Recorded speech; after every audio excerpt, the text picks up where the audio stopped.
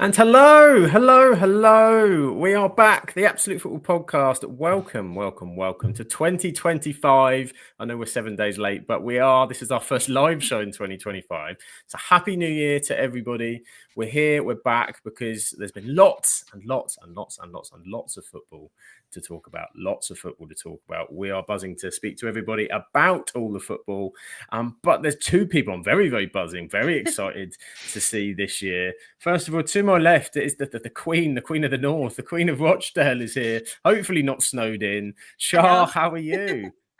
Do you know what? I'm really good, thank you. It's nice to actually be able to come on and talk some football because, as you all know, there's been a lot of postponements for Rochdale. And I'm even more happy we all get to be happy about United for you guys. Yes! What a rare occasion. It must be. This is the year. This year feels good already. It feels good already. We just need Rochdale to play some games, you see. But you're unbeaten, Char. Unbeaten. Exactly. In 2020. Until tomorrow. We play Stockton away. Oh dear. Fingers crossed indeed. And it's not just Char, it's the wonderful man below the screen. Another man of the north. Another man who hopefully is not snowed in either. It's Mr. Grimmy. Hello, Mr. Grimmy. How are you? I'm good, sir. Definitely not snowed in. We are very near the coast, so the salt in the water is in clouds and whatever is keeping the snow away, thankfully. So, yeah, we're quite lucky. So I'm not complaining. But yeah, all good. How are you? I'm not. I like that. That was a good scientific answer as to why you haven't got any snow. I appreciate that as well. This is what you're here for, Grim. That's what my grandmother tells me every time. So you're near the sea, so the salt will be keeping it away. Sure thing, Grandma. Whatever you say. What a wonderful lady. To all the wonderful people, wonderful males, ladies, everybody. Welcome to everybody in the chat as well. We're already sort of piling in. Heather, evening to you. Happy New Year. Welcome in. Spenny fan Chris, evening all. Welcome back. AFP, happy 2025. If you are listening on audio and you are watching this on record, you can join the live chat live on an 8:30 on Tuesday on YouTube. If you're listening on audio and thinking, what are these people talking about? Newcastle have scored to my left. We'll come to that in a minute in the EFL Cup, don't you worry. Graham, evening everybody, happy New Year to you. Happy New Year as well to Husky. We've got on Twitter, we've got Coach Zango, good evening to you. Simon, good evening to you. Nick is here, evening all. And Spenny fan Chris, of course, with his first video printer of the year.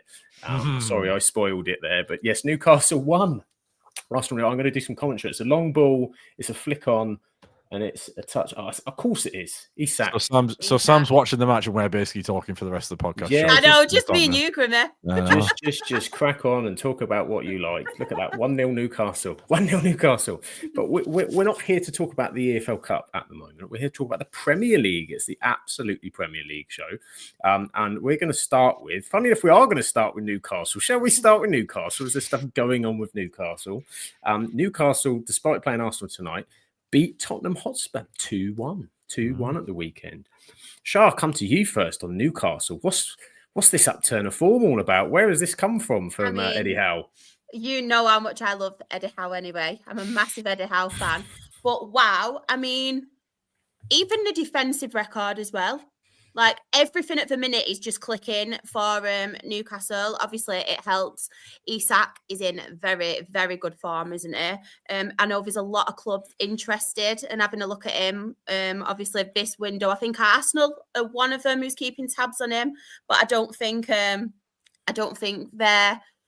they're keeping tabs on him at the minute, but they don't think they will get anybody in January. But yeah, he's in great form. Anthony Gordon as well. He's one player I really want to give credit to because I weren't really sure of Anthony Gordon at one point, and I thought, will he be able to cut it at Newcastle? Obviously, we've seen him do well at Everton, but I think he's really took it on the chin. And this season, I think he's been one of the best players left-sided in the Premier League. I think he's been really good. But yeah, Newcastle have just been playing really well, considering they do have a couple of injuries as well. But yeah, defensively solid. Nick Pope's obviously out, but Dubravka has come in and done a really good job. But yeah, I think, are they top of the form table in the last 5 games as well, Newcastle? I think it's them and Forest. 5 wins they've got. Pretty much 5 wins, both and teams. Just counting the goals there, I think 16 goals and 1 conceded in the last 5 games as well. Yeah. He obviously had that blip, didn't he, against, was it Brentford? Where was it 4-0 or 4-1? I can't remember exactly. They had that blip and then really game, yeah. We've kind of thought, right, get our heads down now. And yeah, as I mentioned, Isak is in phenomenal form, isn't he, at the minute? And I'm hoping, fingers crossed, we can keep him, because there is a lot of clubs obviously coming looking at him at the minute. He is indeed. Many fan Chris says Isak is on fire. He certainly is on fire. Isak's on fire. He is absolutely on fire. 13 goals so far this season. Don't lie. I'm not sorry. Sorry, not sorry. It's no one's birthday, so I've got to get it in here somewhere. Got to get a song in for New Year. Not Old Lang Syne, but New Year, not a new me. Isak's on fire. And he scored 13 goals so far this season, which is pretty impressive. And as you said, Char, Anthony Gordon having a fantastic season, playing really well. The one I don't think is getting too much project that Jacob Murphy's kind of slowly been involved in a lot of their activity as well. Goal band. He's top of their assist list with 7. He's been really important. Grimmy, I'll come to you on the wonders of Newcastle, and Spenny Fan Quiz talks about it here in the chat as well. The return of Tonali. What a difference is that making in that midfield for Newcastle? I mean, yeah, a really big difference. I mean, if you look at the start of the season where people were wondering if Howe was going to make it through to the end of the year, I think Tonali coming in and bringing in some fresh legs and just making that midfield of him, Bruno, and Joel Linton a more cohesive unit. And yeah, I mean, I don't think there's many midfields in the Premier League you'd have over them right now, especially the form they're in. I mean, you've got Bruno, who's pretty good box to box. You've got Tonali, who can do it all, and then you've got Joel Linton, who's like a wrecking ball, who can basically take anyone on and burst through a wall. Basically, definition for Joel Linton. It is. Hashtag Miley Cyrus, Joel Linton. Yeah, I'm sure we could get a Photoshop of him on that wrecking ball. I'm pretty sure we can do it. But yeah, like, I mean, it's just works perfectly. Obviously, you hope no one gets an injury, because I think that would destabilize it a little bit, but it just seems to be working really well, and Tonali's a big piece of that puzzle, clearly. He certainly is. I think Eddie Howe's moved him a little bit deeper, hasn't he? And moved Bruno and Joel Linton on, and that kind of little mix in the midfield seems to be really helping too. They've got Wolves up next at home, so you'd imagine that's Wolves' current form. Newcastle will fancy themselves. Obviously, this big cup tie tonight that they're currently playing against Arsenal in the first leg of the semi-final. But yeah, I think as I just pick it out from the chat there, Nick says that Forest are top of the form chances October 21st. Don't worry, Forest are going to get some love later. We've not forgotten Nottingham Forest. No, don't worry. Don't worry about that. And Newcastle in 13th at one point, and now 5th in the table. So it can be done, Grimmy. It can be done. I was just about to say, so it can be done. The blueprint is there. Don't know who we could possibly be talking about with that reference at all. So on one side, we've got a very good Newcastle team playing some lovely stuff, some wonderful football. And we've got we've got a very entertaining team who play entertaining football and entertain the masses. But Tottenham are kind of going the other way. They're a little bit in free fall. It's looking a little bit like job imposter Coglu, you could say, for Ange. Shah, are you worried? Are you worried for Ange? He wasn't happy in that interview afterwards, was he?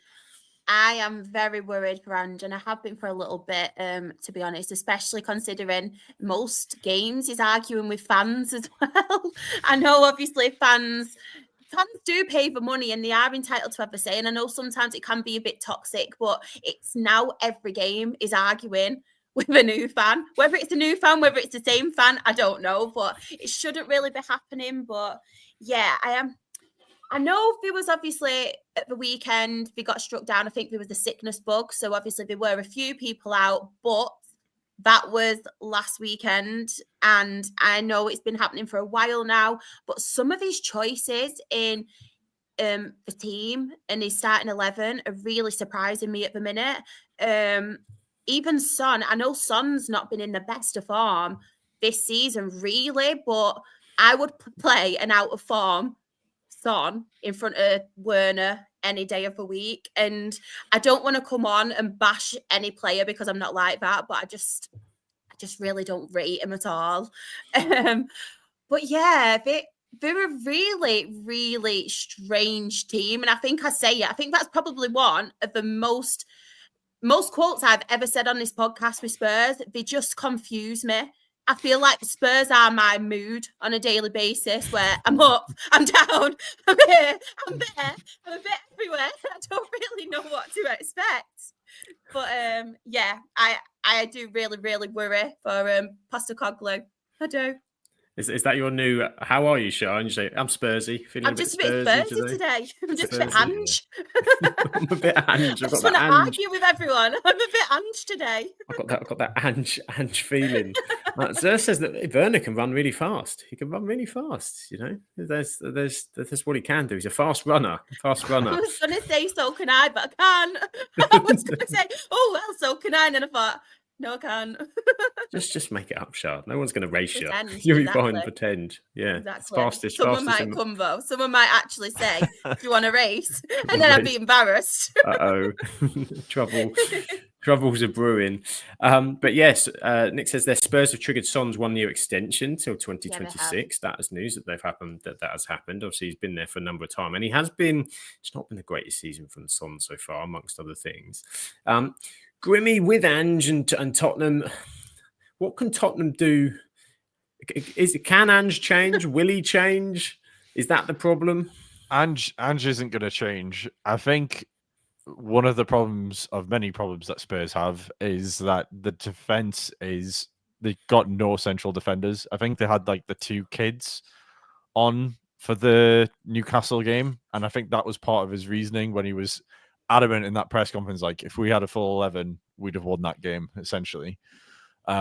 Which again, I can understand that, because if they did have their first team defense, it probably makes it way more difficult for Newcastle to score any goals rather than just 2.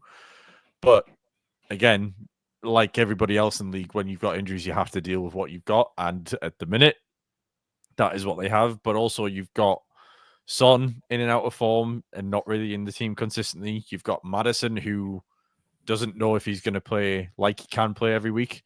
There just doesn't seem to be consistency in and out of the team, really, in terms of any sort of form. So at the minute, I can't see them turning it around, but it would be very Spursy for them to go win the next 5 games in a row, and then everyone's like, oh, it's all right. I'm just figured it out. But like, if you actually look at the league games, they've got Arsenal next in the league, then Everton, then Leicester, then Brentford. And you'd probably guess they'll win probably 2 out of 4, which is probably the form they're in right now, which is 50-50. You don't know which way it's going to go. So, yeah, I can't see if it keeps going the way it's going and the way Ange is being as competitive as he is, I can't see him making it to the end of the season, because I just think the crowd will get even more on top of them than they already are, because you can already hear some of the dissent coming out of the Spurs fans. Yeah. So, yeah, I struggle to see him getting to the end of the season, but where Spurs go from there, I honestly wouldn't have a clue. It does look dodgy for them. I think I saw a stat. I might be making this up. I'm sure I saw a stat that they've scored the same amount of goals and conceded as last season, but they're way so many points off where they were last season, obviously, because they're sat down in 12th. But if you look at like kind of the stats, they're second in the league for highest goal scorers this season. They are shots on target. They're third in the league for. They're high up on sort of possession. They're not, the conceded stuff is a little bit of a worry, obviously, as we know. But it's not like the stats are horrendous, but they're just in so many topsy-turvy games, aren't they? I think it's sublime and ridiculous again, as we always say. Yeah, I think the problem Ange has is that his way of playing football is very, what's the word? Swashbuckling, I guess, where it's kind of he goes for it. He goes for it all the time, and there's no sort of, I'm going to see out this game even if we have a 1-0 lead with 20 minutes to go. Like, it's almost what Ten Hag had, really, towards the end, where there was no stopping anyone coming through our defense. They will have 20 shots at goal. And if he's not willing to, like, shore it up, it's not going to change. So, yeah, that's the difficulty with Ange's system, really. It looks to be the case. A question on Son. Has Son's legs gone or going? The thing is, I haven't seen many Spurs games where he's been in the team consistently to know. I've only ever seen him come off the bench, and it's the same with Maddison. Like, I don't know if Maddison's lost it or is in the bit of a bad patch. I mean, Son's 32, I think.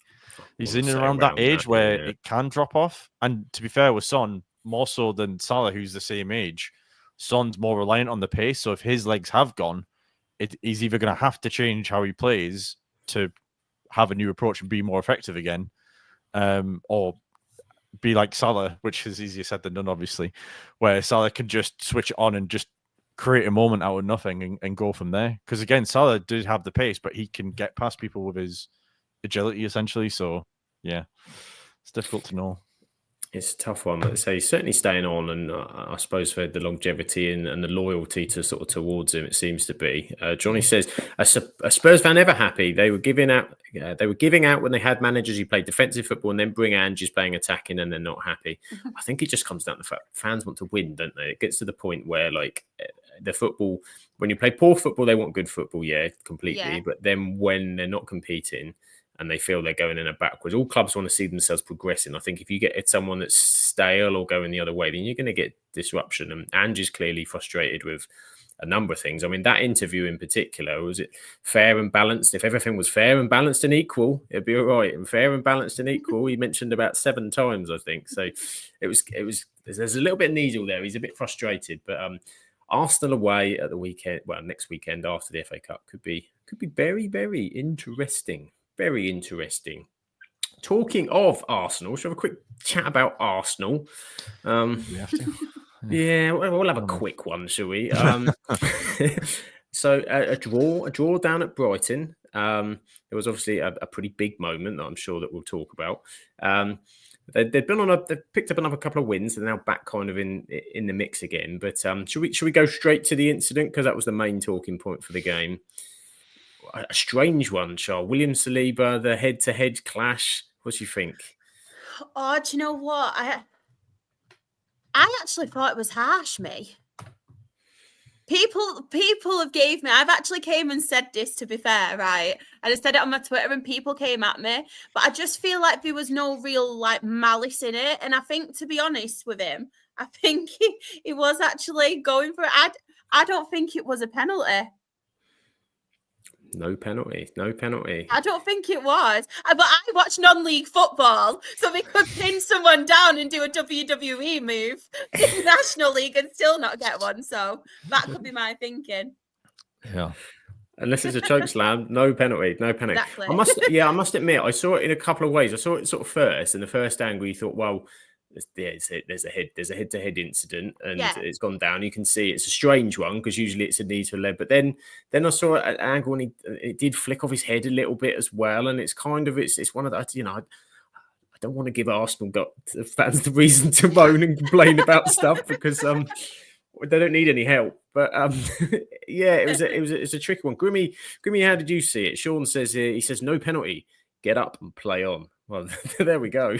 Well, there you go. And Sean says it. That's it, isn't it? Really. I think I agree with Shaw, where like he's obviously clearly going for the ball. He's not looking at the guy. I don't think there's any sort of intent there, and it's a bit of a tap on the head. You know what I mean? Like I don't think he's got up and took the penalty about 2 minutes later, so clearly he was all right. But I just don't think it's a penalty for me personally. I just think it was too. It's a bit if he'd literally just gone in from like 5 yards away and just clattered into the guy and headbutted him like that, and absolutely, but he's clearly going for the ball, and it's just one of those coming together that it wasn't intentional at all.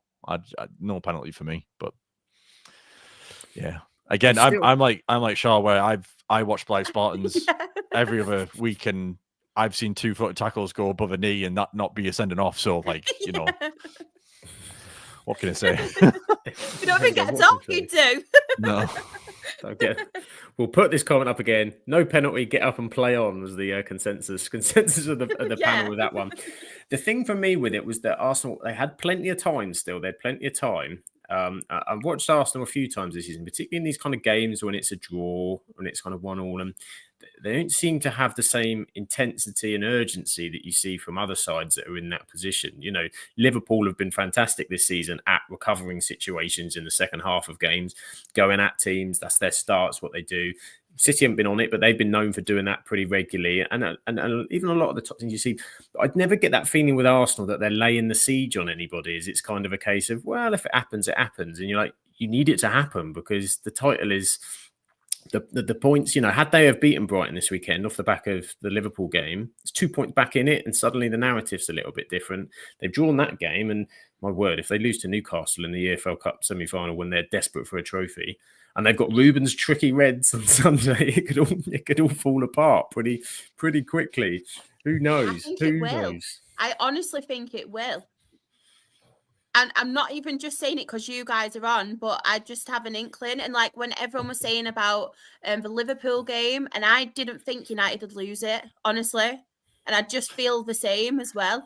And I feel like with sorry, I'm going on now. I feel like with Arsenal as well, it's just they're just not the mentality. It's just not there like some of these other clubs, like your Liverpool, like your Man City and stuff. And I don't want to be too harsh on them because I think I saw a stat where they have actually got the same points as this time last season as well. So they are kind of on par.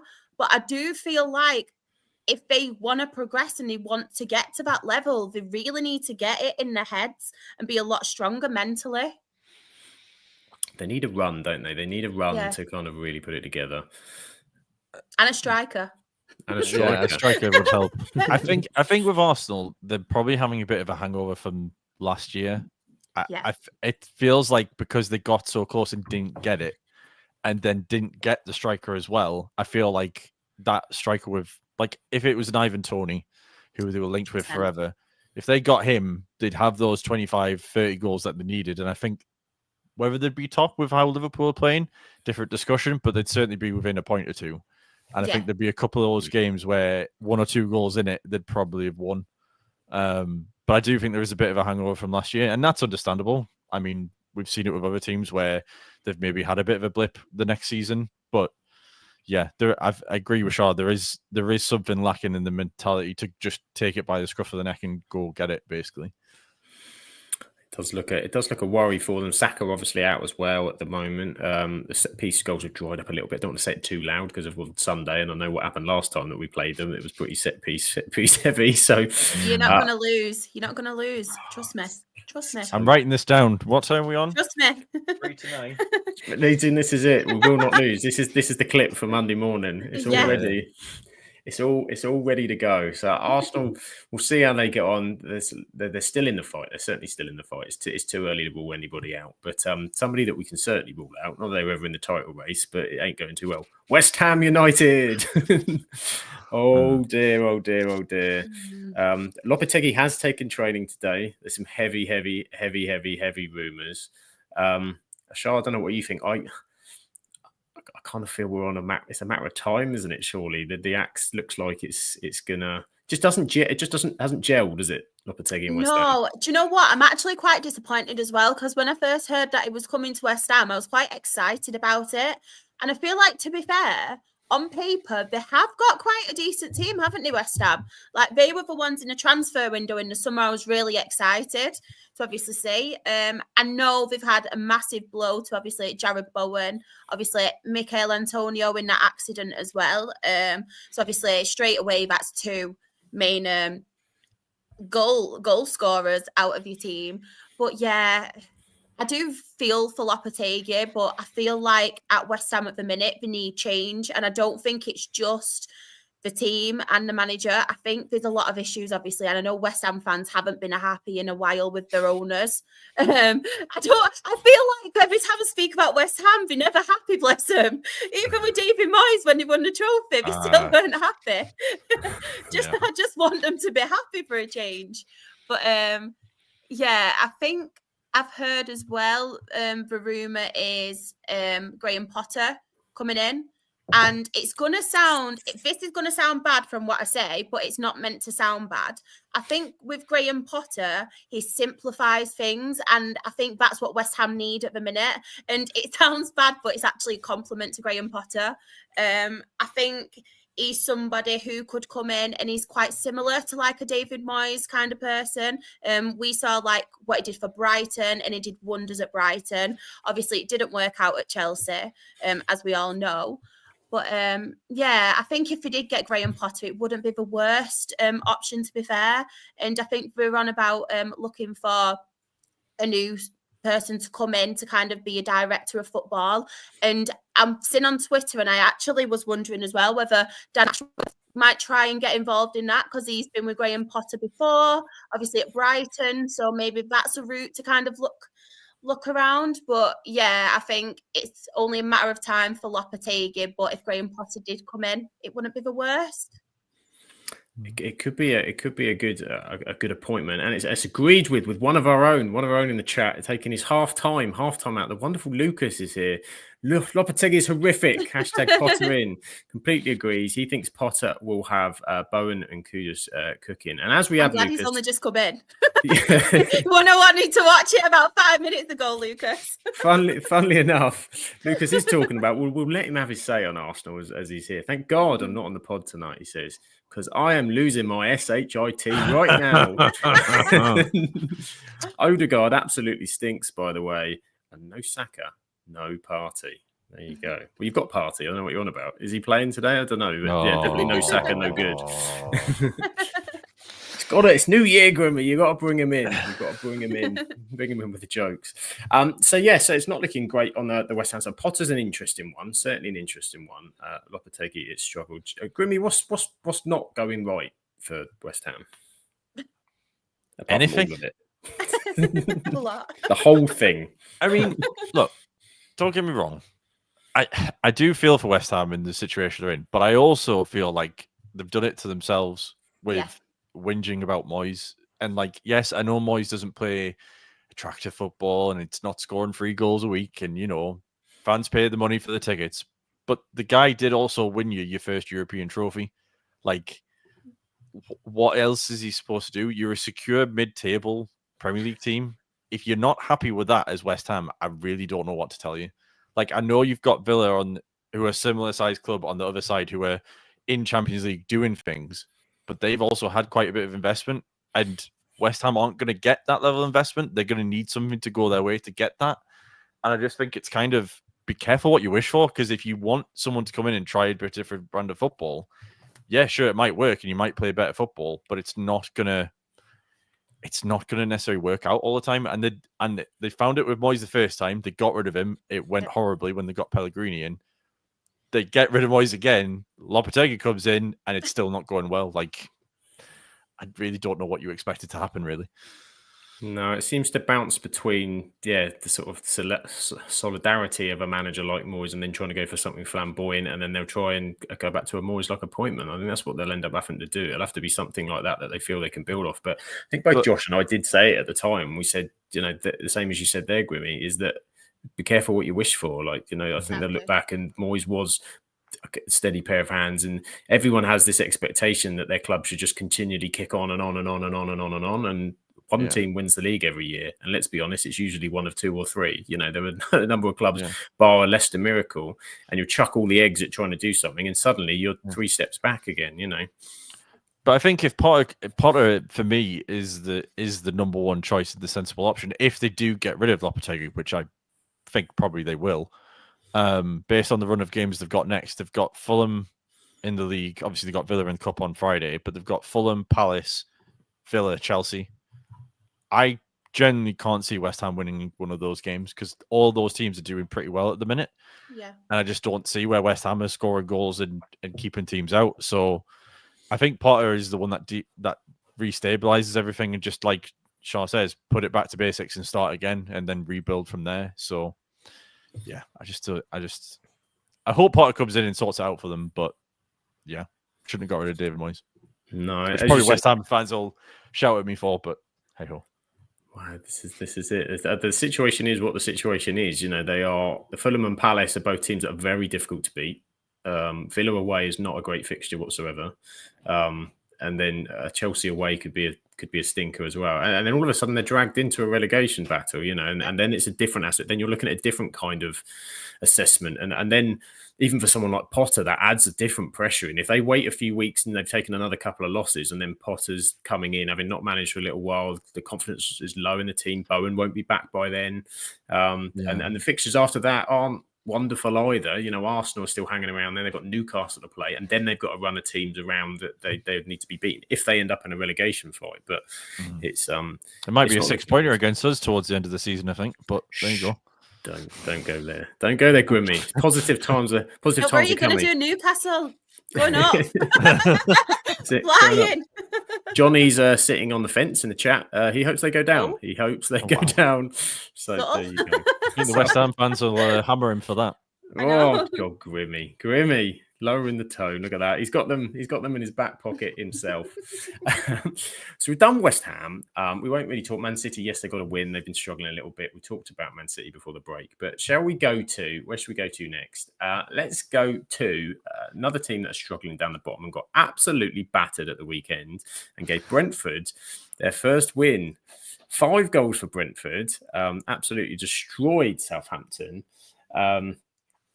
Grimmy, they're on at the moment for the worst points total in the Premier League. Are they going to beat Derby's record? No, because yes, they will, because they've got Man United next in the league. So they're going to get 9. They'll get 9 points there, and then they'll probably end up going on a run and beating a bunch of people.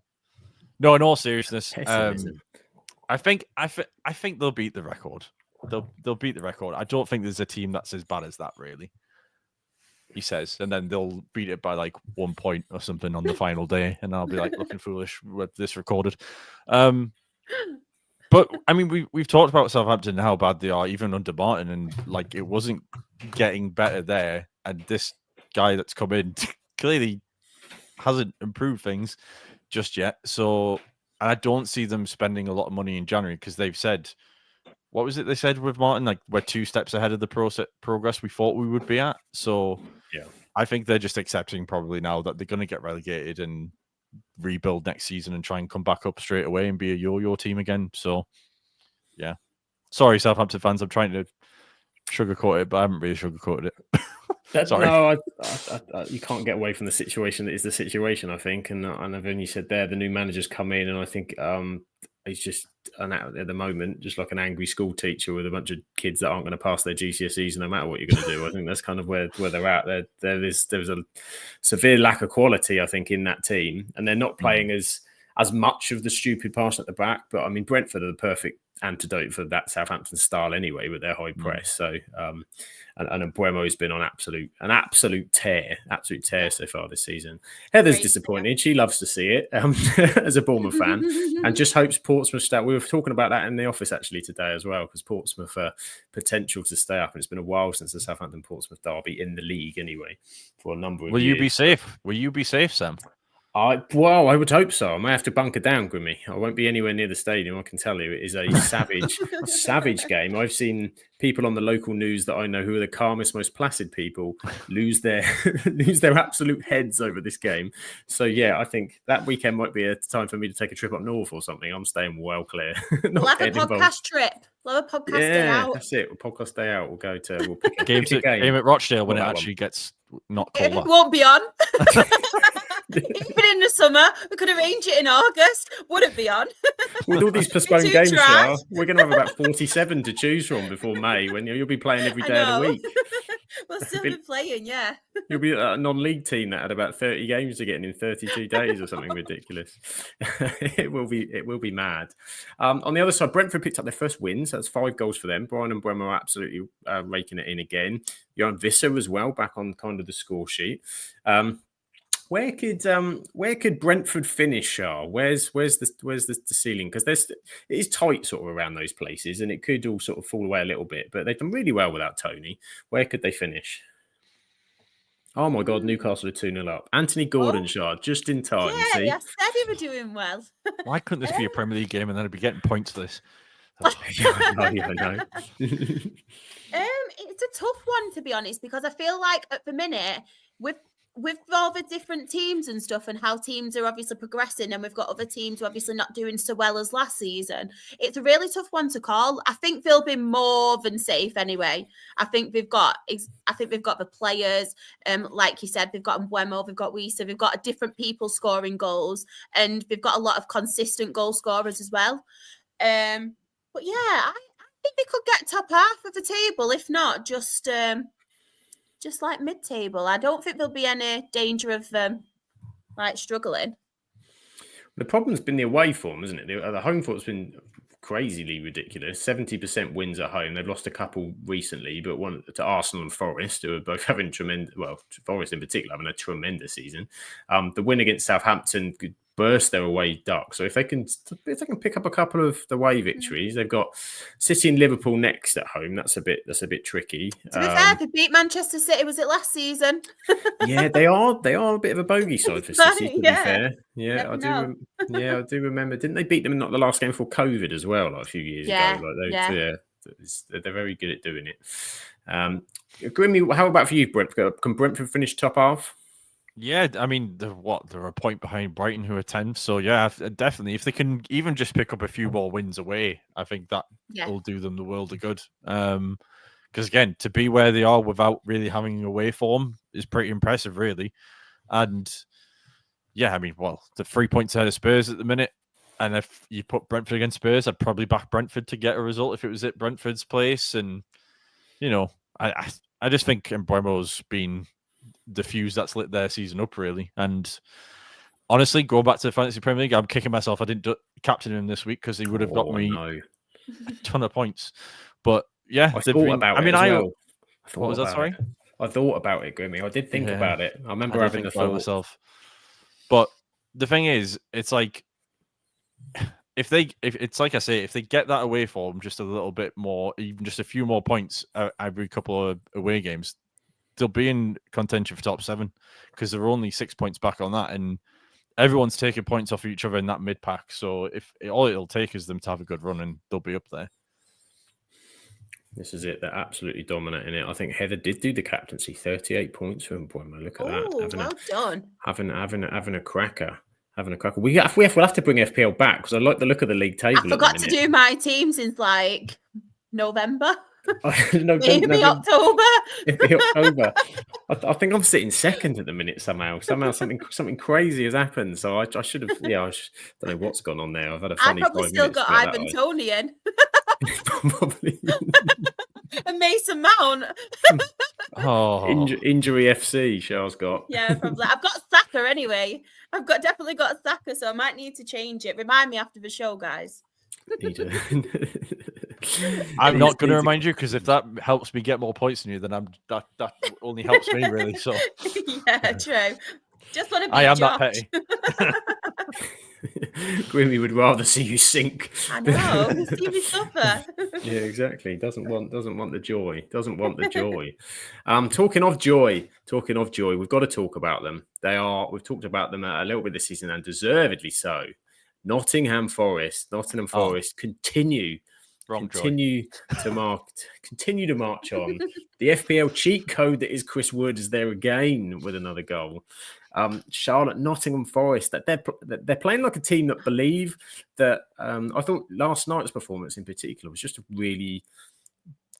great controlled performance and looked like that they knew they were going to win. Honestly, they're doing so well. Like, obviously, we've mentioned Chris Wood, but even from all aspects on the pitch, you've got Elanga. Elanga's looking really dangerous. He's obviously contributing. You've got, is it Morgan Gibbs-White as well? Morgan Gibbs-White, yeah. Good. I get confused with some of them, but I'm glad I got that one right. He's obviously performing. Defensively as well. Doing really well defensively, and that's massive for them. But, Nuno's doing absolute wonders there at the minute, and they're looking. I actually really enjoy watching Nottingham Forest. Like, I think they really I like them. It's good, and obviously Wolves are struggling, but Nottingham Forest look really good against all different teams this season, and yeah, I'm enjoying it. I'm just gutted that they've not won a few more. So they're my only ones at the minute catching up to like Liverpool. Nottingham Forest now. It's like a new Leicester. I know it would be absolutely superb. They do play Liverpool next. Of course, did beat Liverpool early on in the season, and they're only lost so far this season. Nick, we are the Forest, the mighty Forest. We always win away. It would.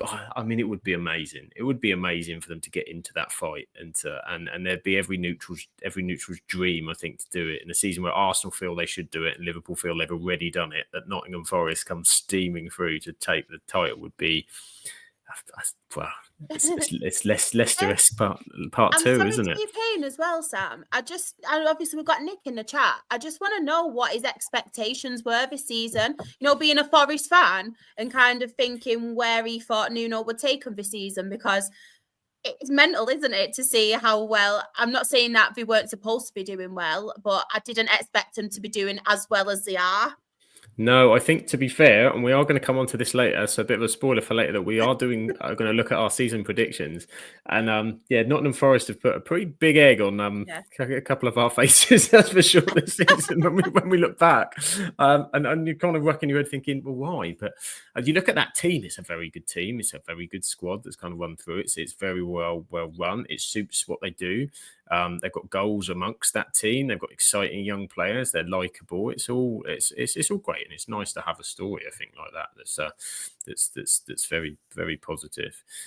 He's doing absolutely brilliant. We'll come back if Nick tells us what the expectations were for Forest, but we'll carry on in the meantime. Another team that's doing very well this season. So again, Everton lost. Sorry, Rebecca. We always have to say sorry to Rebecca when Everton have sadly lost. But a Bournemouth win, 1-0 win for Bournemouth.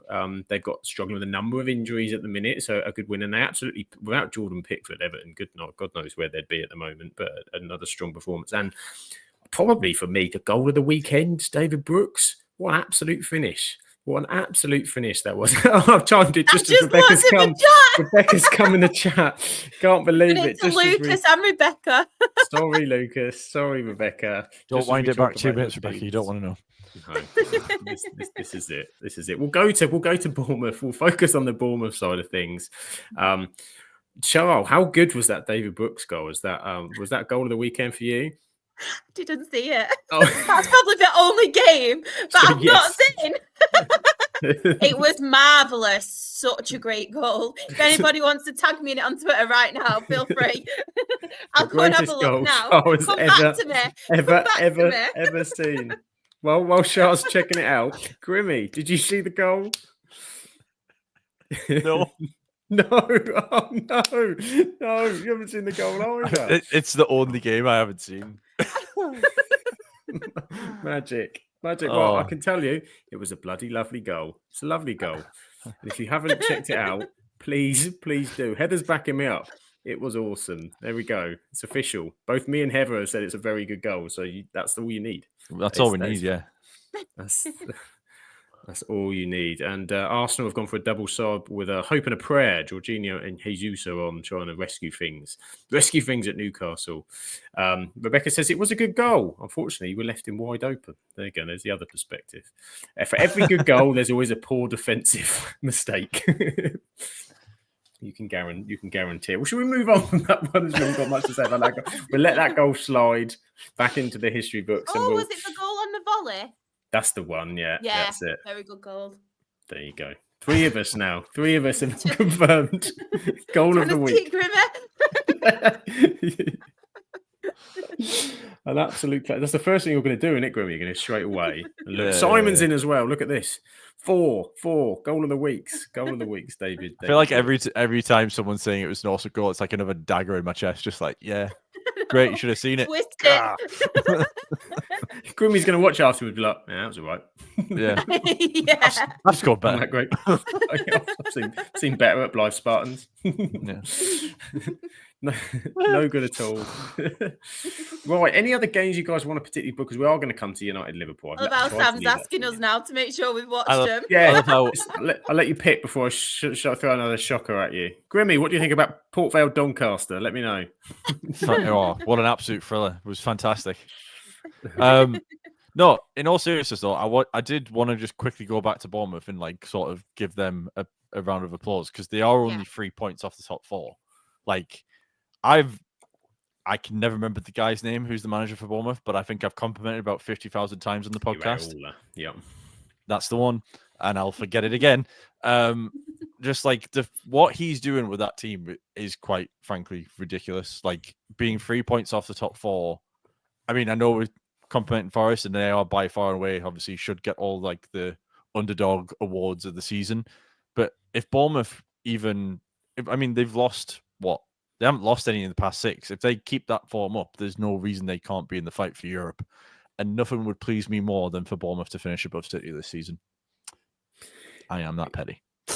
It would be a beautiful thing. And even if a points deduction doesn't come their way, just get Bournemouth above City and we'll be happy. It would be a wonderful thing for everyone to see. I'm sure Heather will agree. Bournemouth have lost Evan Nilsson to a broken foot, though. Evan Nilsson is going to be on the side. They are struggling a bit with injuries, and that's why it's been so important for, say, David Brooks coming in, showing that kind of depth that they need to step in for these moments. That's what you need. Is you need your squad.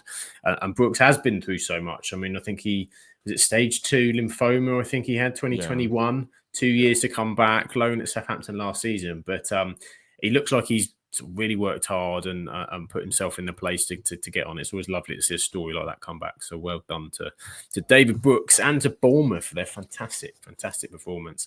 We've got Dice out in the chat. Do you concur, Grimmy? Is Dice out what they need to be doing? I mean, I feel like from conversations I've had with Rebecca, when we've been off the pods or whatever, it's always been whenever this new ownership comes in, Deitch will be out shortly after, and I feel like that's probably going to happen. When you're a point above the drop zone, Ipswich and Wolves are picking up points. It feels like it's getting to that point where something needs to change, and you're in the middle of January now, so you can bring players in or sell players on to get players in, whatever you need to do. And I think Deitch is a bit of a dinosaur, really, isn't he, in football in terms? And I think Everton need just a bit of a spark to get them going again, and I don't think Deitch is the guy to do it, really. There we go. That's what Grimmy thinks is going to happen. It's going to happen with Everton, who are very much in that relegation battle, which is tightening up a little bit, because a game I do want to touch upon. And a team that have picked up some good points in recent weeks. Kieran McKenna's Ipswich Town are fighting. They are fighting away. They're battling away. Fantastic win at Chelsea. We can't not mention the win against Chelsea as well. I know we haven't been on for a few weeks, so we haven't caught a few things. That was a brilliant result. And then a draw at Fulham, which is, again, not an easy place at all to go this season.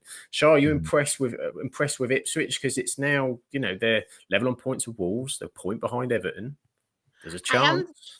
Honestly, I am very impressed. And I think this is where, like we mentioned about Southampton previously, the clubs around and at the bottom, like your Ipswich, like even Wolves, I know Wolves are struggling, but they've got consistent goal scorers and they've got people obviously scoring goals. But yeah, they've got a really, really good team, to be fair, Ipswich. I like Delat as well. I think he's really good. Is it Delat? Is it Liam? Liam Delap, yeah. Liam Delat. I think he's very, very good. But yeah, I was really interested and intrigued to see what Ipswich would be like, because I feel like we've always got that one team every season who come up from the Championship, like Luton last year and like obviously Ipswich this year. And to be fair to them, they're trying to play, aren't they? They are trying to play football and they're doing a very good job, which I like. So yeah, I'm really impressed with them and picking up, like you said, some really great points. I mean, Chelsea are very inconsistent. They're a bit like Spurs, aren't they? You never know which Chelsea you are going to get on the day, but credit where it's due to Ipswich. Absolutely turned them over, didn't they? Obviously, the game before. They did play really well in that game. It's 8 goals now for Liam Delap. Heather says that's the bottom really team, good, that isn't it? Ipswich play the best football. Yeah, it is a really good performance from to score 8 goals in a team that are down there in kind of your first full season. He's very much like an old-fashioned centre forward as well, I think, with his sort of he's got that height, but he's quick too. There is a bit of pace to him. He's a very dangerous player. Johnny asked, do you think Liam Delap should get a call up for England? Tommy Tuchel's the man. He knows. He might surprise us. Is it a bit? I mean, he's certainly going to be in the reckoning. Probably I think just in maybe the depth of the strikers they've got. I mean, we're yet to see what he's going to do about a certain striker that went to Saudi Arabia that's been in the England squad, who's the best penalty taker we've ever seen on the planet, Mr. Ivan Toney. But you've still got Harry Kane, you've still got Ollie Watkins, Dominic Solanke is scoring goals for Tottenham as well this season. Have I missed anybody? Any glaringly obvious English strikers? Oh, there's a fly on me. It's not going to be Marcus Rashford, I tell you that much. No, it's not going to be Marcus Rashford. No, I don't think he's in the reckoning at all at the minute. But he's got a shot at the squad. But they're playing good football. Kieran McKenna's making them. They haven't had too many hammerings either. You know, I know Newcastle gave them one. City at the start of the season. But generally, they've kind of been in games a lot, and now they're just getting over the line. So it would be fantastic to see. Yeah, it would be fantastic to see. Right, Grimmy, shall we move on to the other game on the Sunday? To the other, come on, because we love a Desmond. We do love a Desmond. And there was a game that probably Grimmy and I will tell you before the game. We didn't have down as a Desmond. We had down as a worrying fixture off the back of what has been a terrible run for Manchester United in recent weeks. Last time we were on the pod, actually, we were saying off the pod, we had the Manchester City victory, and now we're back on for Liverpool. So if we just ignore anything that's happened for the last 4 weeks, it suddenly looks like Man United great form. Beating City and drawn at Liverpool. I'm amazed Heather's not been in the chat, to be honest. I mean, I'm surprised she hasn't brought the Bournemouth one up, to be fair. But yeah, it's been a pretty horrific Christmas period, apart from Sunday. It has been a rough period indeed. And I think us, in terms of everybody else, was thinking it could be turned over. There was rumours of snow, in terms of the snow getting the game called off. And I think all of us were kind of waking up wondering. The fingers were crossed. I'm not going to lie, Sam. I'm not going to lie. And then it was called on, and we're thinking, here we go. But it ended up being a really, not just, we'll talk about it from the United perspective, but actually a really entertaining game in terms of a game of, I think, football that both teams kind of going for it at the end. Grimmy, I will, of course, come to you. Liverpool 2, Manchester United 2. Where do you start? Where do you want to start? If only Maguire had put that chance away, Sam. Oh, it could have been the greatest moment in the history of football. Imagine we're sitting here today and Harry Maguire had scored the winner at Anfield when we were going to get pumped 8-0 according to all Liverpool fans. Me and you would be outside Old Trafford right now, Sam, building that statue for that man. I'm telling you that right now. My God. Nothing would have pleased me more than if that man had scored that goal with the amount of flack he's got from some of our fans, never mind the press. Where to start? Yeah. I mean, if anyone had... I mean, Char said before she didn't think we were going to lose that game, but I had no belief that we weren't going to get an absolute pasting from Liverpool that day. I think we've said it in like text to each other, Sam, but like the midfield was just on another level to what we've seen all year, really. Bruno probably had his best game for us, I think. I mean, I said it to you, Sam, in private, but I generally think it could be one of probably top 5 performances he's had in a United shirt. The way he controlled the ball, moved it, had the right pass pretty much 99% of the time. He was incredible. For me, he was probably my man of match, to be fair. Either him or Ugarte. Ugarte definitely had his best performance in a United shirt. The defense were didn't flop as soon as we conceded a goal, which was great to see.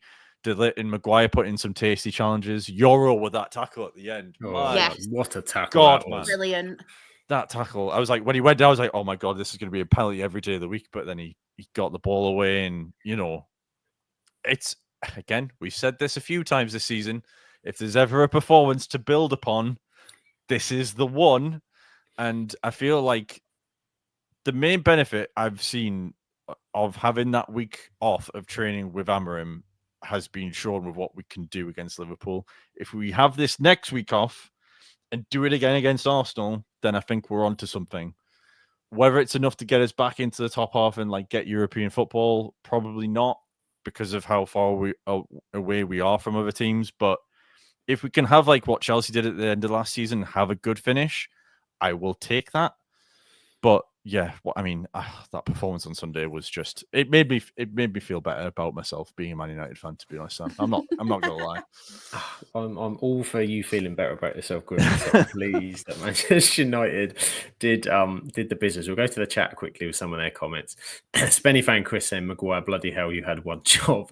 It was a Maguire-esque finish, to be fair, but it was that Xerxes ball. I don't think it helped him a little bit. Heather had promised me that I got out of bullying me about Bournemouth. Yes, to be fair, we had this last season, and I had to, yeah. We were well beaten that day, but today was a good day. Spenny fan Chris asked, where has that performance been for Manchester United this season? Baffling. Before I come to Char, I'll give a couple of my thoughts on it. The thing that surprised me the most about the performance was, having watched the Newcastle game and most recent weeks, the confidence is clearly shot.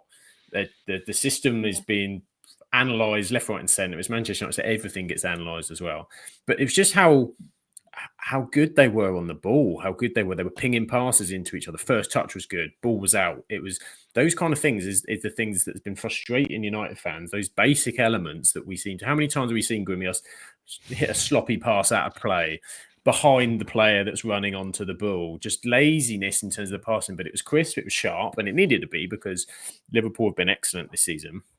The midfield was 100% better. I mean, not just because we didn't play Casemiro and Eriksen in there like we did against Newcastle, which is a separate discussion on a baffling decision. But Mainu looked a little bit more like it, and Ugarte was bought for this kind of reason. Is the bit that we've been missing in these games. This guy, I remember under Ten Hag, our away performances were horrific. We had a horrendous against the top six, and we couldn't win the ball back in these areas, which means we couldn't transition and give ourselves that opportunity. And he's good at playing out in those tight areas too. We didn't have that either.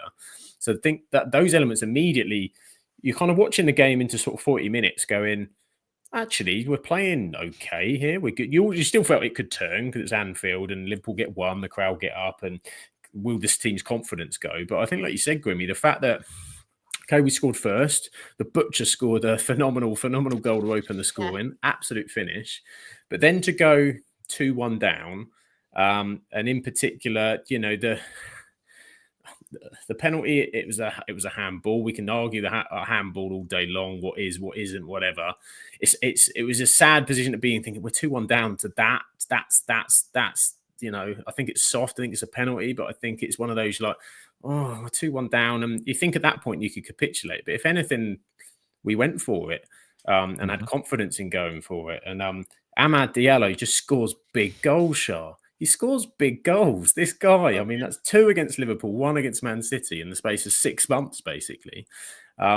Is how do you rate Amad Diallo? As Grimmy, I obviously love him at the moment, but how do you see him?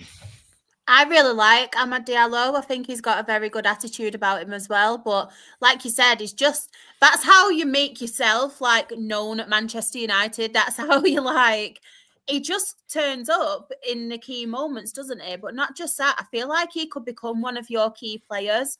And he's only still quite young, isn't he, as well? 22, yeah. 22, yeah. So you think, but I think just in general at the minute, and one person I do want to give a little bit of a mention to as well, because I feel like he's got a lot of stick on social media at the minute. And I think when Garnacho made his cameo, I think he played very, very well when he came on off the bench. And I think he's got the right attitude about him now, because he's getting a lot of stick on social media. He doesn't want it. He just wants to focus now. He's come off it, deactivated it. And I think that's one thing that can really get him there, because we've seen it obviously in one of the games. I can't remember who it was against when he scored, and he didn't celebrate, did he? Because obviously we're getting stick and stuff off the fans. And I think this could really be the making for him now, because I think Ruben Amorim is kind of right, you either play or you're gone kind of thing. And that's what I love. I love the manager with some with a bit of thingy about him, and he's not going to take it. It's like with Rashford, the statement about Rashford as well. But yeah, I was really happy for Manchester United, and I feel like it was a really good performance. And even like you said, when he went 2-1 down, they didn't deserve to be 2-1 down, because I thought they played very, very well. I know people are saying, Liverpool weren't up to scratch, but don't undermine Manchester United's performance, because I think it's one of the best performances that they've had all season. And I think all of them really did show up to be fair, and they were really up for it, weren't they? And I hope I see more of this.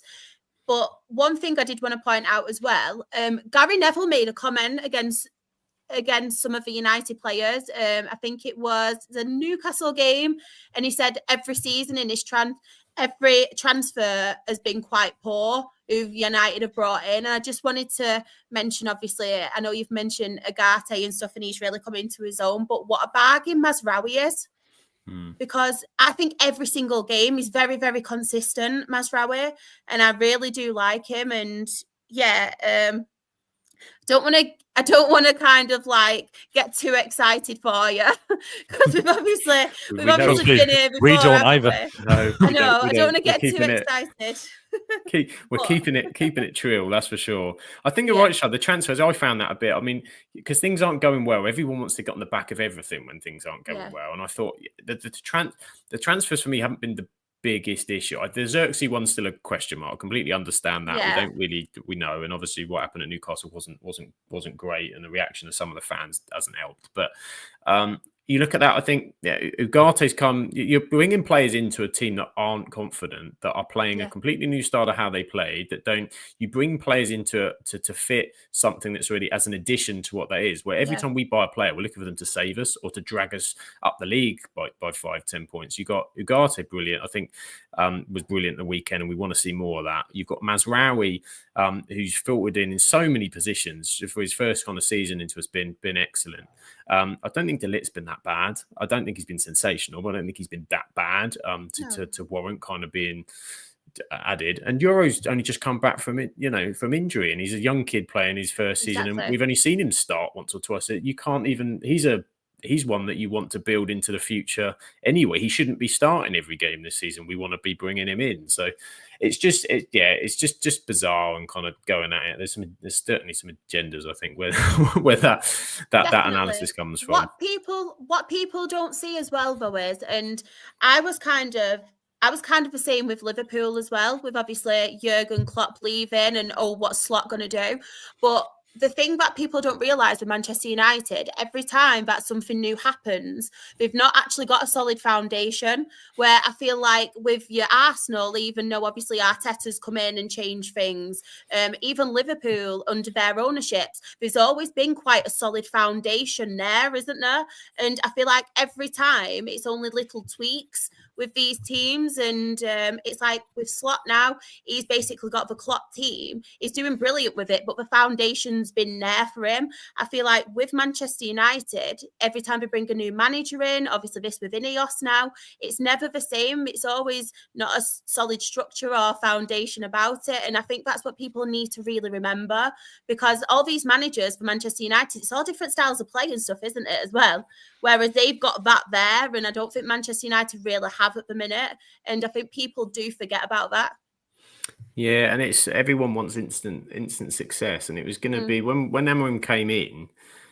We haven't had a week's training. I think Grimmy said it. It's the first week training we've had, because December's just game. That you can't train. So you're trying to play a new system. You're teaching to players that there are a number of players, let's be honest, can't play that system. That is the situation we're with, and we're having to stick with that for this season. That we are playing a little bit square pegs in round holes, and that the long term plan is then. You've got to get some of the dead wood out, and you've got to try and bring in players that match that kind of system and whatever. Wing backs in particular is not working how Amorim wants it to work, and could add another dimension to it. But what you want to see is that intensity, that belief, that confidence, because whether they fit the system or they don't fit the system, some of these players are good players. They are good players, and they can show it, like at the weekend. And you want to see those kind of performances on a regular basis. Yeah.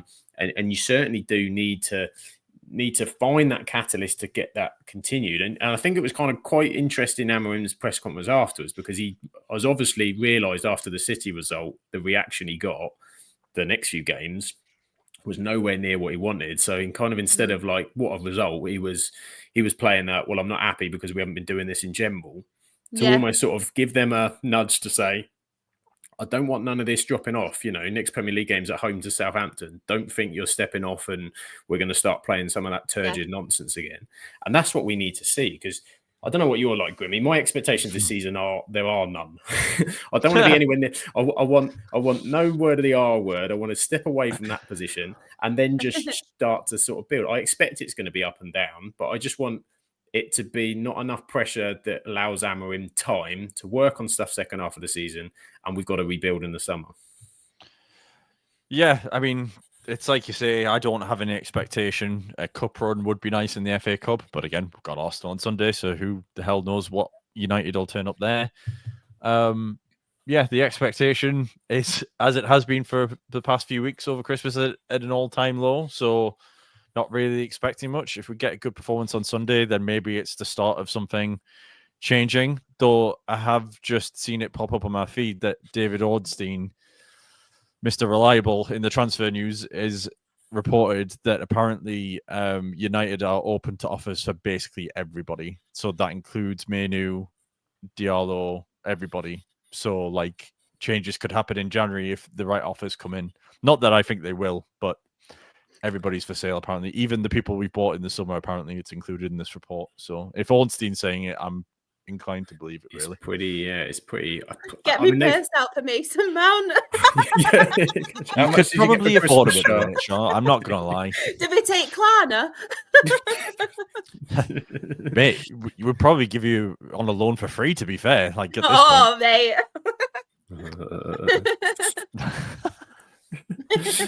That'll be interesting. So I think there are a few people that we've seen Rashford last few days. There seems to be loan deals with Borussia Dortmund seems to be mentioned. And I think they've said that I can see that being the case, that they feel that most people are up for offers. I mean, I'd be surprised. Diallo and Manu, the fans would go ballistic the way things are going. If you suddenly keep other players first, I think Diallo won't go because he's on the verge of signing a contract anyway. But with Manu, there is reports that he wants a much bigger contract for him playing most of the time now. And we're only paying him like 20 grand a week. I mean, I say only 20 grand a week. I'd love 20 grand a week to be playing for Manchester United, to be honest, but that's just me. So like, and apparently Chelsea are willing to give him a load of money. So who knows what will happen. Let's hope not. But I'm sorry to bring the mood down. I know we're celebrating a 2-2 draw with Liverpool. Trying to be a downer. Go to the chat. One other thing I will say just before we get into the chat. Notice how Josh isn't here.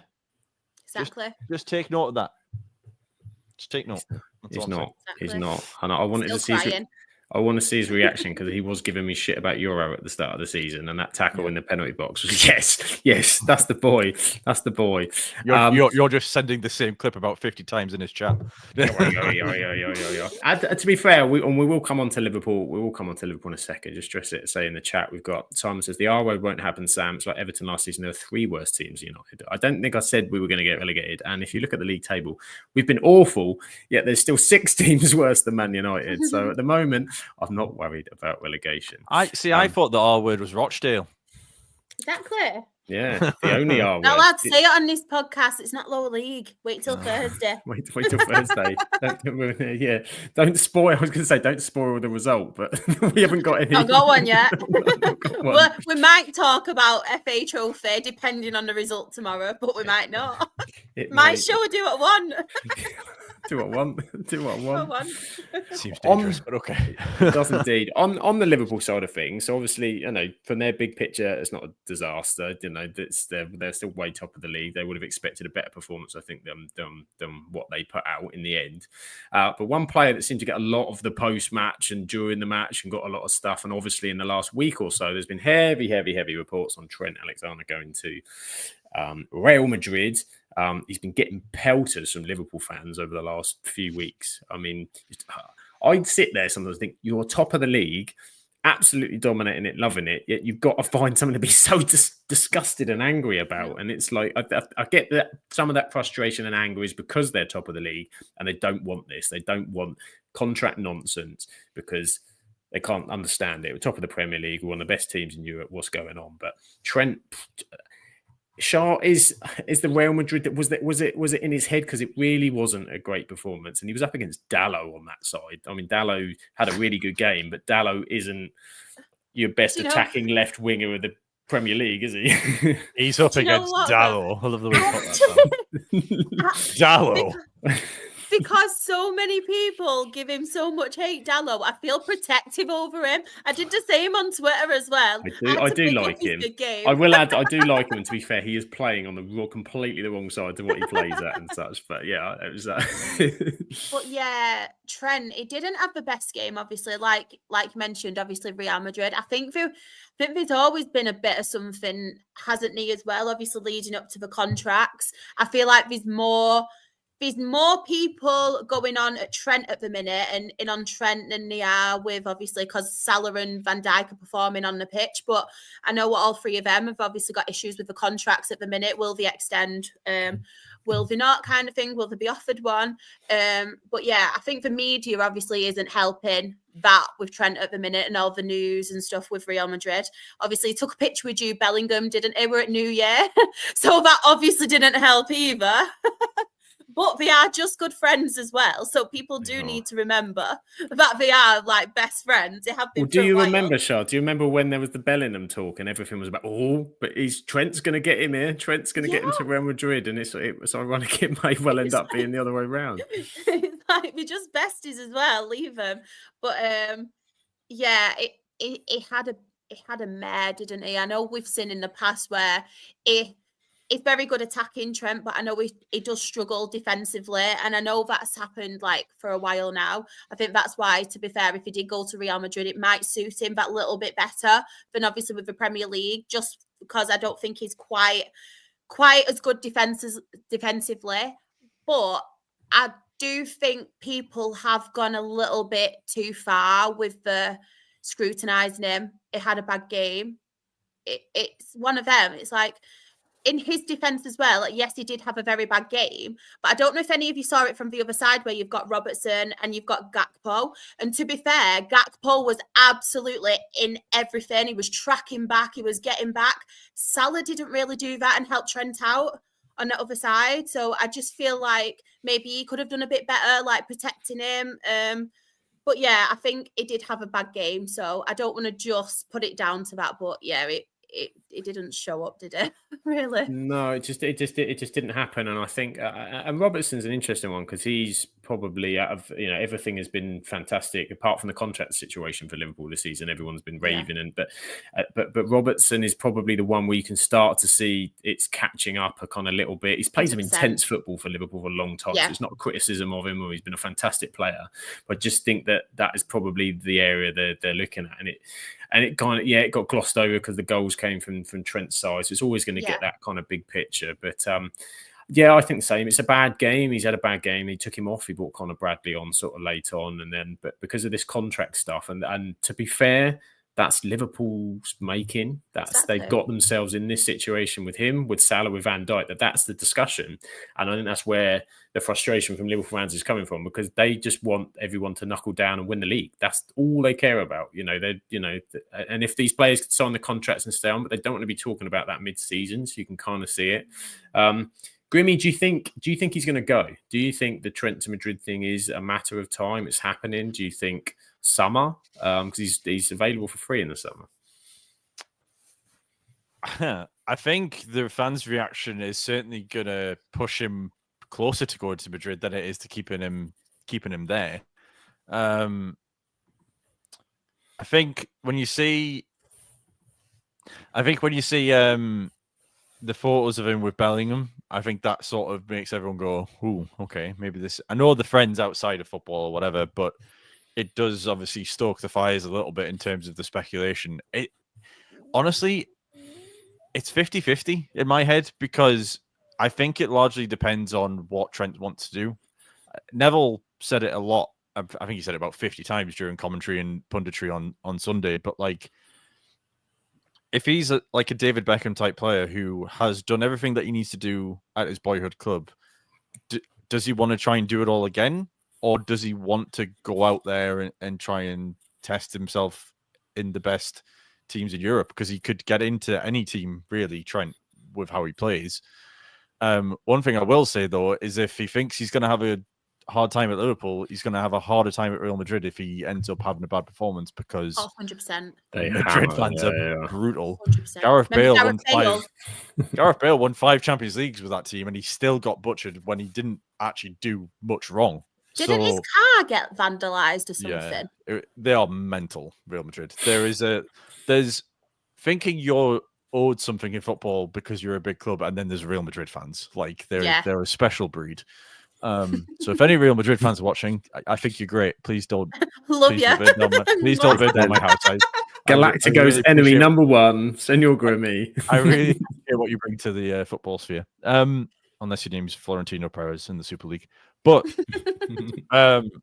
honestly, who knows? I do feel like Liverpool have shot themselves in the foot, though. Like they should have got this sorted way earlier. Not just with Trent, with Salah and Van Dijk. Like even if they were going, like at least everyone knows what the situation is, because the uncertainty will be what's driving A, the fans, and B, probably the players up the wall, because they won't know where they're going to be. And I did think to myself, when Liverpool had this good start, is if they go and win the league, the challenge now for Slot will be, if Van Dijk, Trent, and Salah go, or any of them go, he's got to rebuild that team, essentially. I know he's already got a decent squad anyway without them, but they're so crucial to what he has that if one of them goes, I think if Van Dijk goes, that's probably, or Salah goes, those are the 2 biggest ones. I think you can get another good right back and be okay.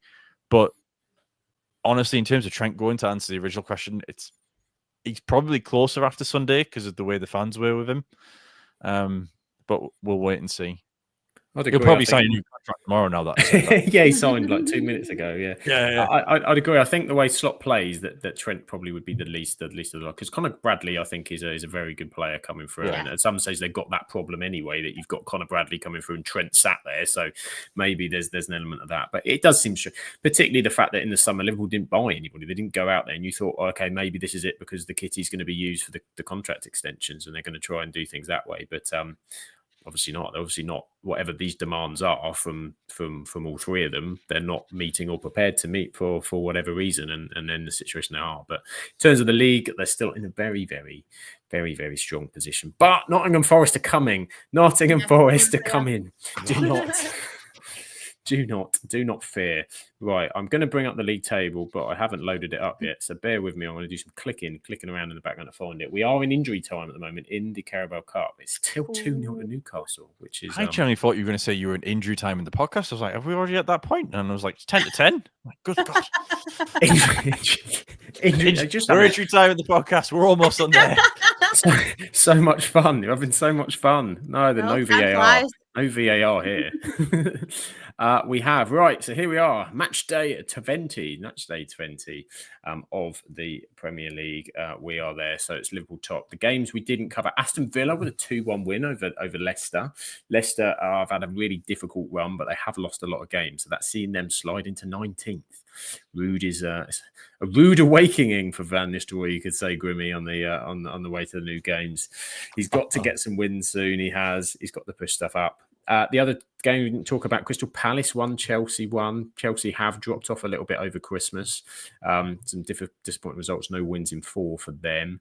And Crystal Palace have done the opposite. They've solidified themselves. They're now up in 15th. They look a much better side. Glasner really has got things working well for them. And I think that's it. We talked about everything else, didn't we? We covered the lot. We covered the lot. So we have Liverpool top, Arsenal second, Forest third, Chelsea fourth, and Newcastle fifth. And it does look like, is it a 97% chance or something, that England are getting the 5th place Champions League spot, according to UEFA's mad algorithm calculation. However that works, the dark arts of UEFA is something I'd rather not think about.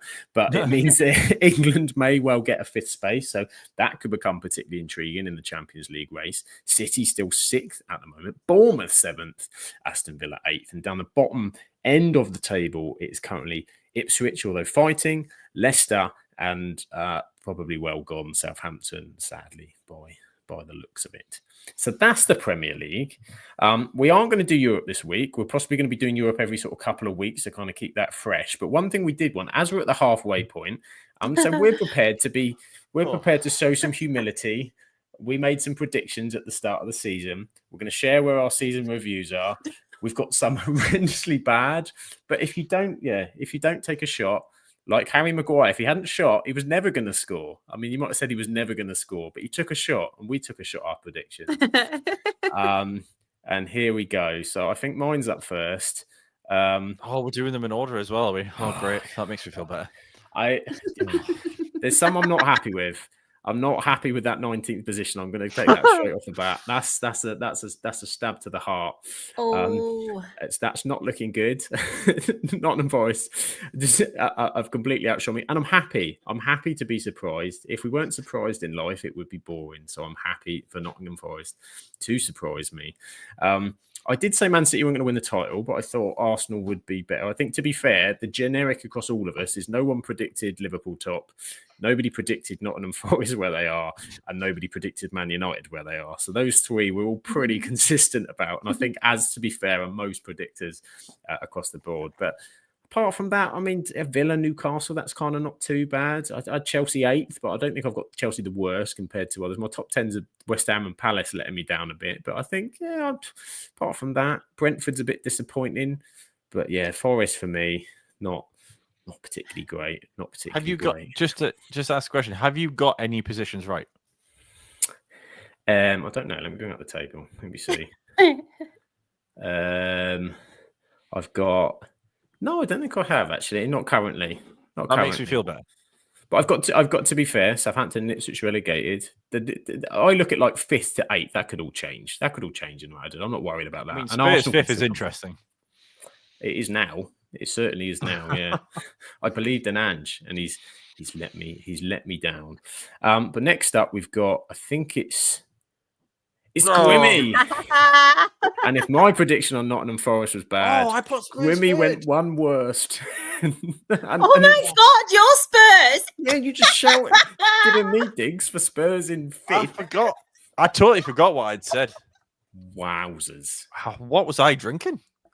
Wowzers! And this is the right appropriate time to bring our lovely Mulch into the comments. Oh dear, Grimmy, he says there. Sorry, Leeds aren't in the Prem, Mulch. That's okay. Spurs is interesting, Grimmy, to be fair. And you got Liverpool 5th as well, below Man United. I couldn't put Liverpool above Man United.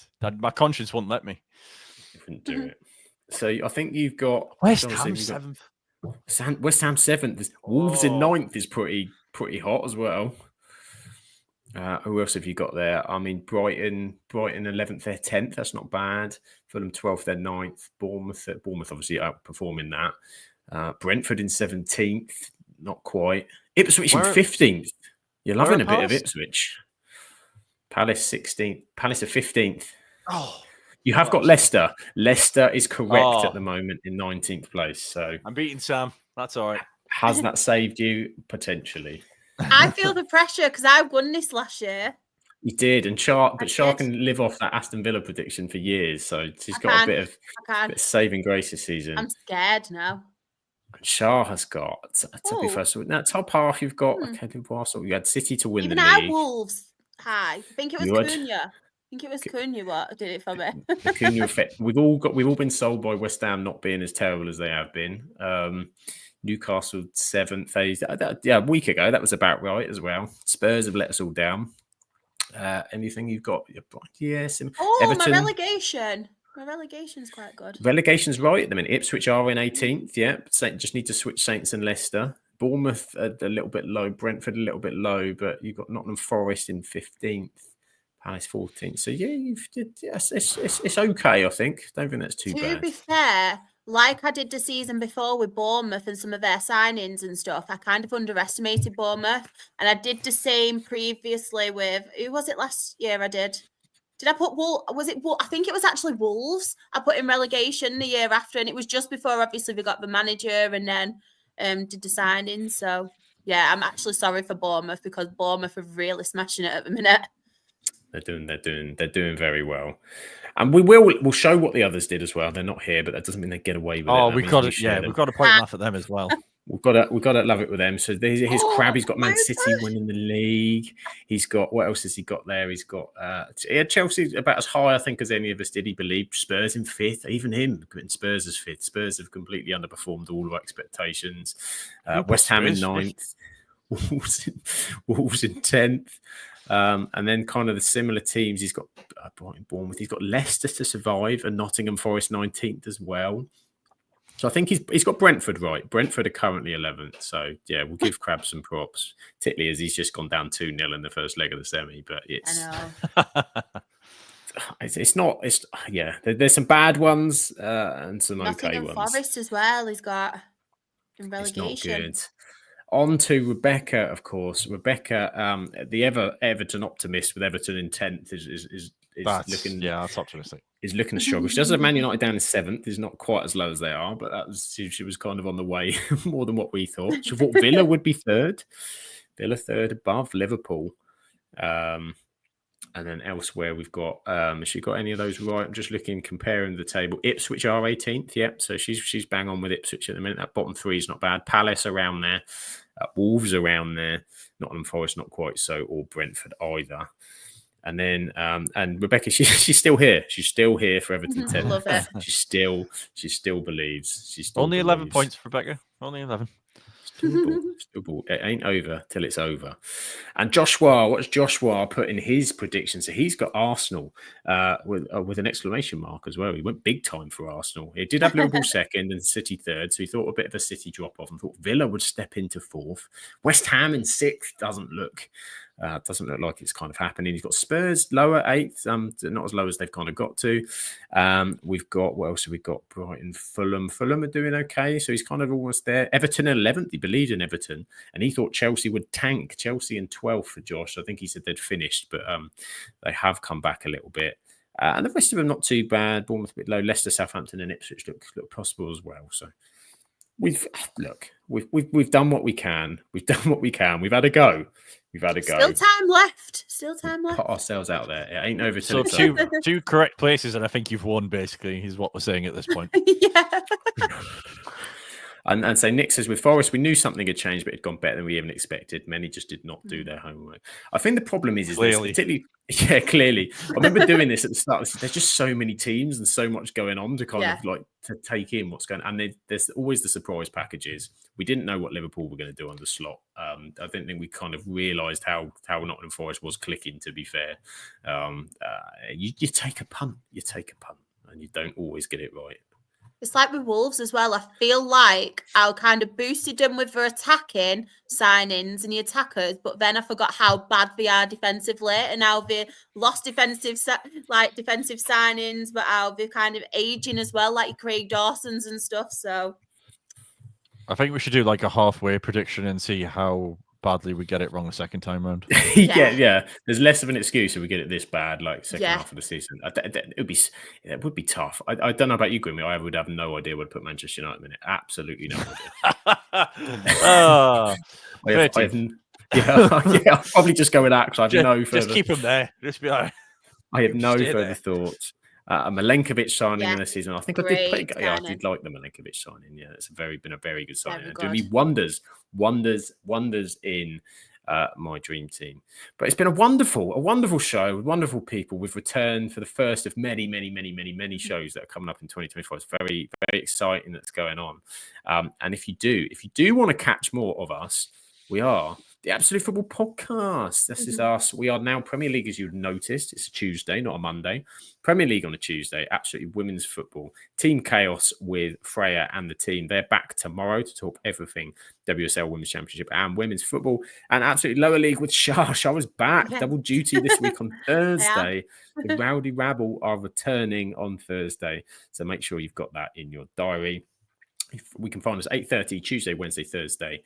Of course, here on YouTube, Absolute Football Podcast, on Twitter at Absolute Ball Pod, Twitch Absolute Football Podcast, TikTok at Absolute Football Pod, on Instagram Absolute Football Podcast _, on Blue Sky at Absolute Football, and on Facebook possibly. We might still be there. The Absolute Football Podcast. Don't know. So many socials.